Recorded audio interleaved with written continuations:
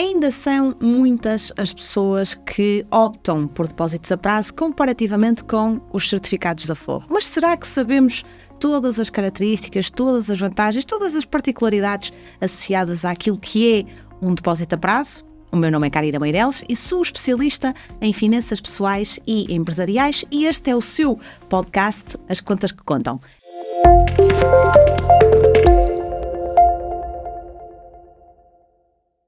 É meu convidado o Dr. Carlos Alves, que tem uma experiência gigante, é professor universitário, já passou pela CMVM, pelo Montepio, entre outras organizações ligadas à área financeira.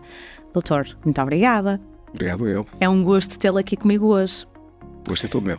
Vamos falar de um tema que continua a estar muito na moda, que é a questão dos depósitos a prazo.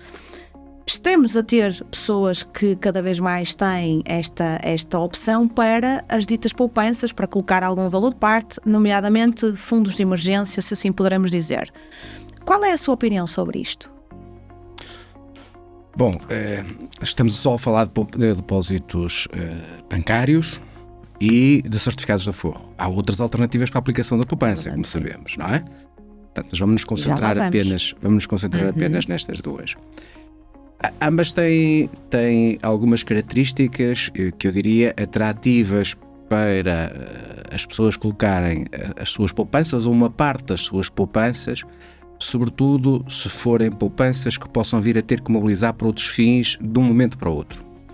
Isso é muito importante. Porque tem liquidez, uma liquidez razoável. Certo. No caso dos certificados de aforro, ao fim de 3 meses pode ser mobilizado o dinheiro investido, e no caso dos depósitos bancários pode ser-lo em qualquer altura, pode haver eventualmente uma penalização na taxa de juros, não mais do que isso. Portanto, essa característica de liquidez é uma característica muito atrativa para quem não sabe se de um momento para o outro pode precisar dispor dessa poupança. Outra característica é que são produtos de risco relativamente baixo. Muito bom, sim. Ao subscrever certificados de aforro, os investidores estão a emprestar dinheiro ao Estado, portanto estão a ser credores do Estado, a emprestar dinheiro ao Estado. Enfim, e é suposto que o Estado seria, apenas em circunstâncias muito difíceis, diria eu, o Estado deixará de honrar os seus compromissos e provavelmente os últimos que deixará de honrar são os dos certificados de aforro. E portanto o risco desse ponto de vista é muito baixo. E no caso dos bancos também é. Porquê? Porque os depósitos são dívida sénior e, portanto, se um banco tiver que ser objeto de resolução, há outros financiadores do banco que perderão o seu dinheiro muito antes dos depositantes perderem. Claro.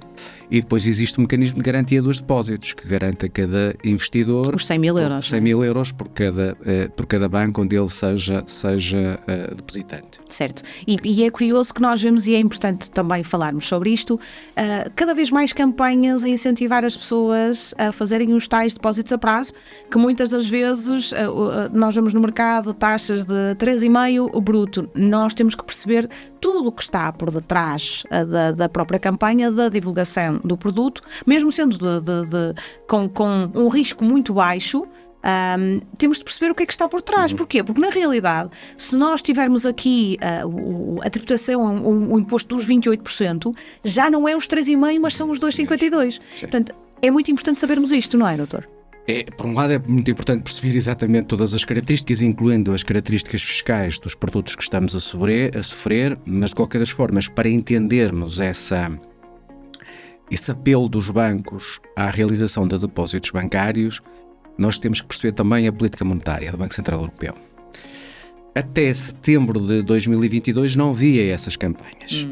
Até essa data os bancos evitavam que os clientes fossem fazer depósitos bancários, por uma razão muito simples, porque quando um cliente deposita dinheiro num banco, o banco coloca num primeiro momento esse dinheiro no seu cofre, mas mais tarde ou mais cedo acaba por depositá-lo, até lhe dar outro fim, acaba por depositá-lo junto do Banco Central.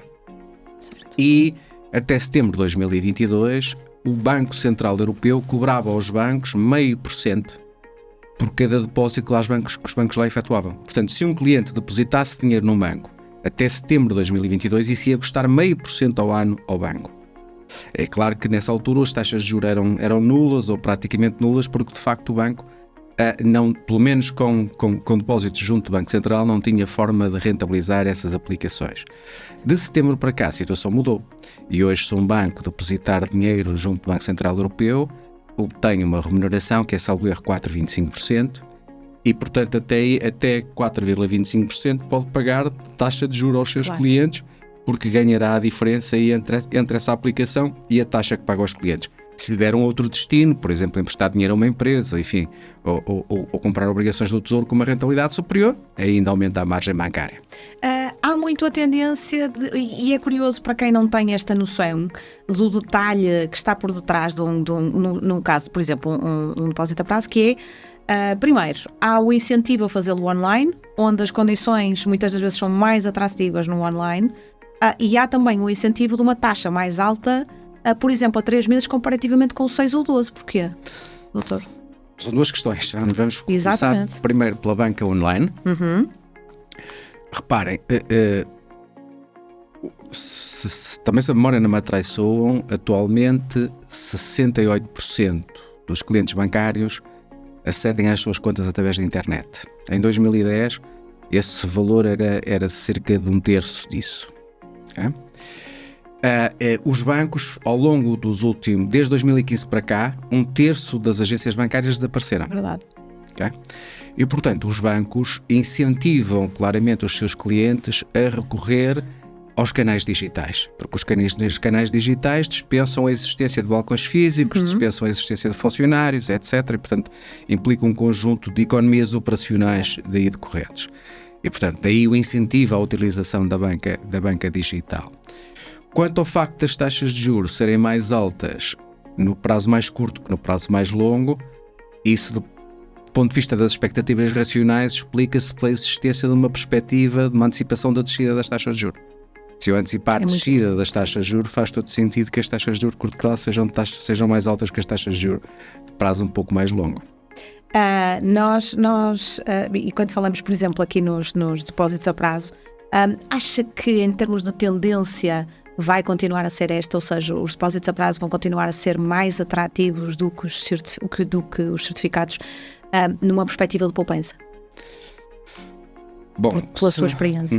Se não houver alterações nas condições de remuneração dos certificados de aforro, assim tenderá a acontecer. Não é? A não ser que a taxa de inflação venha a baixar substancialmente e voltemos para um cenário de taxas de juros muito baixas ou eventualmente negativas, que eu também não acredito que aconteça, não é? Portanto, ou os certificados de aforro passam a ter condições mais competitivas, ou então o déficit de competitividade que têm atualmente tenderá a manter-se. Sim. E se nós pegarmos aqui e também falando aqui numa perspectiva de investimento, nós temos agora taxas mais atrativas, é um facto, mas também se fala noutro tipo de investimentos, noutro tipo de opções no mercado. O que é que o doutor diria sobre isto? Repare, existem imensas opções alternativas, não é? Que também tem muito a ver com o risco, não é? Claro. É preciso ter em atenção isto. Claro. Há aquilo que os economistas chamam um trade-off entre risco e retorno. Portanto, mais risco, mais retorno. Quem desejar mais retorno tem que aceitar mais risco. Certo. Okay? Historicamente, as aplicações financeiras que proporcionam maior rentabilidade, mas também têm maior risco, são as ações. Sim. É? Portanto, isso é inequívoco. É inequívoco em para séries muito longas, portanto, utilizando dados de muitos anos, mas é inequívoco que as ações proporcionam uma rentabilidade mais elevada, mas também proporcionam um risco mais alto. Mas convém desmistificar um bocadinho o que é isso do risco. As ações, para já, não se deve investir numa única ação. Quando se investe, deve-se diversificar. Certo. Eliminando o risco específico de cada ação. E, portanto, com diversificação. Pode ser feito, por exemplo, através da subscrição de um produto que replica um índice de ações ou algo similar a isto. Depois, não se deve investir por prazo curto. Isto é, o investimento em ações é um investimento a longo prazo. Quando alguém investe em ações, deve estar confortável de que aquele dinheiro não vai precisar de o utilizar nos próximos 4, 5 meses, 1 ano, 2 anos. Portanto, é algo porque se acontecer uma queda no mercado de ações, vai ter tempo para deixar recuperar e deixar que o caminho volte a fazer-se, e que a tendência de longo prazo, que é de rentabilidade mais alta nos mercados acionistas do que noutras alternativas, se materialize. Não é? Portanto, temos aqui já uma diferença muito grande comparativamente com os depósitos a prazo, que é para algo imediato que eu preciso e que possa utilizar, não é? Temos uma outra coisa importante que é preciso que as pessoas estejam conscientes, é que os depósitos a prazo, aquilo que eu invisto, em princípio, pelo menos esse recebo. Exatamente. Só não recebo se o banco entrar em incumprimento e os ativos não chegarem para suprir todas as dívidas e os depósitos também sejam chamados a pagar a sua parte. Portanto, nas ações isso não acontece. Não é? Nas ações o chão é zero, o limite é zero, não é? Isso. Portanto, se porventura invisto numa empresa e as coisas correm mal, no limite posso perder todo o capital investido. Por isso é que se aconselha não investir todo o dinheiro numa, diversificar. Exatamente. Porque se ocorrer algo negativo numa das ações onde se investiu, nas outras, em princípio, não aconteceu o mesmo e, portanto, isso limita o risco assumido. Ou seja, então poderíamos dizer que para o curto prazo, por exemplo, a nível de poupança propriamente dita, eu diria depósitos a prazo ou certificados da Forro, depois depende muito da rentabilidade também, não é? Associada, para se queremos ganhar aqui algum dinheiro mais a longo prazo. Sim, teoricamente existem outros instrumentos de curto prazo, mas que não estão muito acessíveis às pessoas, designadamente os bilhetes do Tesouro. O Estado também tem outros instrumentos de financiamento que não de curto prazo. são muito falados, doutor, curiosamente. Não, porque fundamentalmente são apenas transacionados entre instituições financeiras, não é? Portanto, não são oferecidos aos investidores de retalho. Mas existe e portanto, nada impede alguém que se dirija a uma instituição financeira para comprar um lote de bilhetes do Tesouro. E normalmente transaciona-se também em grandes volumes, em grandes quantidades, com muito dinheiro, e portanto não é um mercado que normalmente os particulares estão excluídos. Mas eu diria que sim, no curto prazo, ou melhor, mesmo a longo prazo, uma parte do dinheiro deve estar em aplicações mais seguras. Mesmo na ótica de longo prazo, não é conveniente que todo o dinheiro seja aplicado em produtos de risco. Certo. Mas numa ótica de estruturação da poupança a médio e longo prazo, sim, uma parte do investimento deve ser aplicado, do meu ponto de vista, em ações, diversificando a carteira, ou em instrumentos que são instrumentos de investimento indireto das ações, como é o caso dos fundos de investimento e dos ETFs. Os ETFs. Que também havemos de ter um podcast especificamente também sobre isso, que acho que é muito importante e quando nós falamos de risco, muitas das vezes eu acho que muitas das pessoas acabam por não investir por desconhecimento e também por insegurança, não é? Porque um depósito a prazo ou um certificado da Forro, nós sabemos, como o doutor estava a dizer, que temos o capital, não é? Não for mais nada, temos o capital que é nosso. Tenho uma curiosidade, que é, porque é que grande parte dos depósitos a prazo não deixam fazer reforços? E muitas das vezes a banca tem os depósitos a prazo e tem as ditas poupanças, muitas das vezes as poupanças programadas, onde nós temos um valor por mês e colocamos todos os meses num dia programado para lá. E que mesmo assim têm taxas diferentes. Porquê é que isto acontece?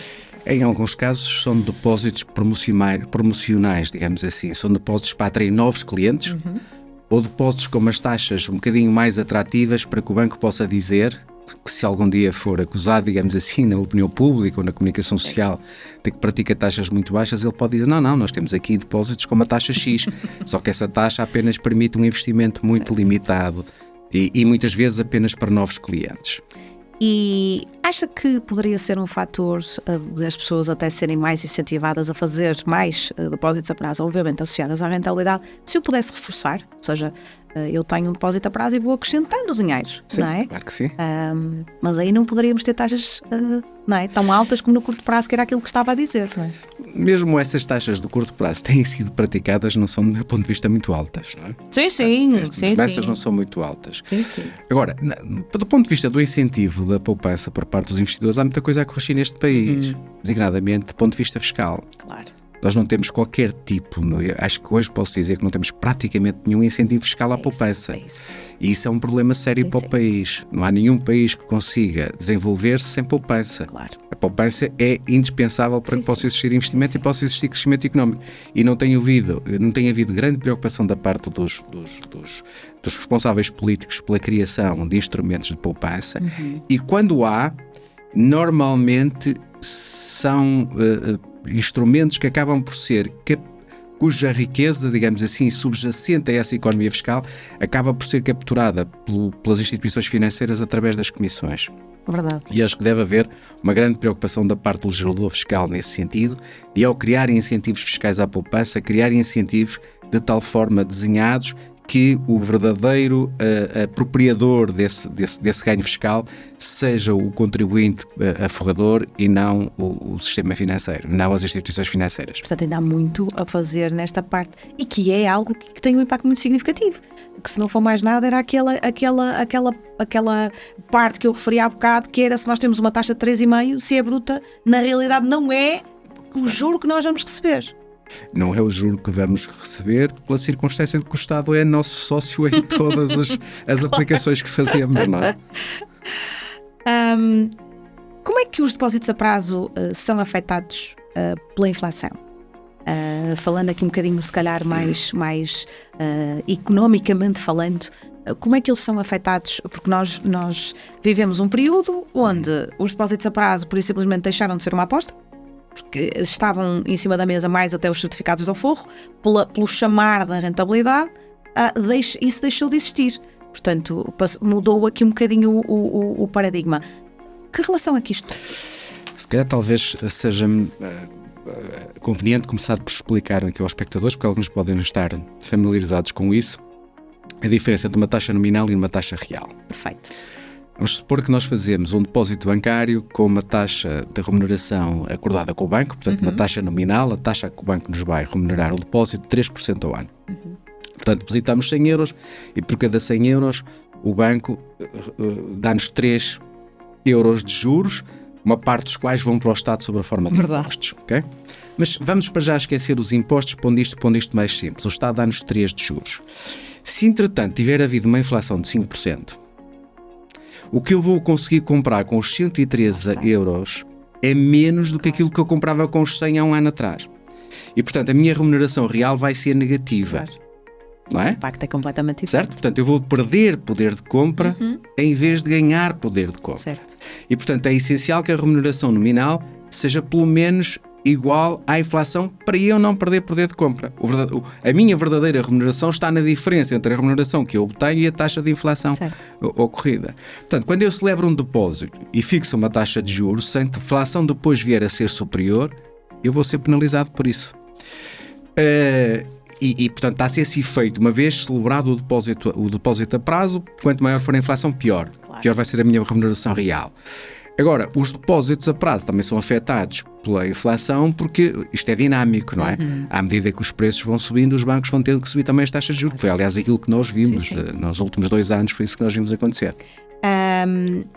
Quando nós falamos em depósitos a prazo, falamos aqui que estamos, de certa forma, salvaguardados, não é? E que dá aqui um bocado a garantia que é a questão dos 100 mil euros, não é, doutor? Sim, que há muita gente que não sabe, porque há um documento que quando nós vamos subscrever, que é muito importante e que deixa esta nota, que é a ficha de informação normalizada. Exato. Em que tem lá toda a informação da rentabilidade, qual é o mínimo que eu vou subscrever, tem lá a informação, e nomeadamente essa questão do Fundo de Garantia de Depósitos.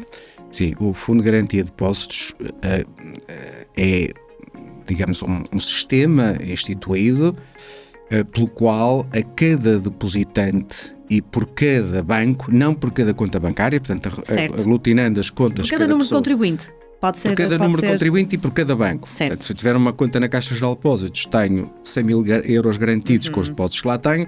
Se tiver uma conta no Português de Investimento, o mesmo se passa relativamente aos depósitos no Banco Português de Investimento. Agora, dentro de cada banco, não é por conta, aglutinam-se as contas todas de depósito que a pessoa tem e tem 100 mil euros de garantia. Quer isto dizer que se o banco entrar em incumprimento, os outros bancos do sistema, onde é que vem esse dinheiro? São os outros bancos do sistema que assumem essa responsabilidade. Não é? Se um dos bancos falhar, esses são os outros bancos do sistema que vão ter que colocar o dinheiro necessário de modo a que as pessoas recebam pelo menos 100 mil euros por cada conta. Doutor, posso dizer que por isso é que grande parte dos bancos acabam por não diria deixar de existir, mas acabam por o Estado não deixar que aconteça alguma coisa porque vão buscar, nem que seja para eles próprios a tomarem conta do processo, ou a própria banca em geral ir buscar também para as pessoas não ficarem...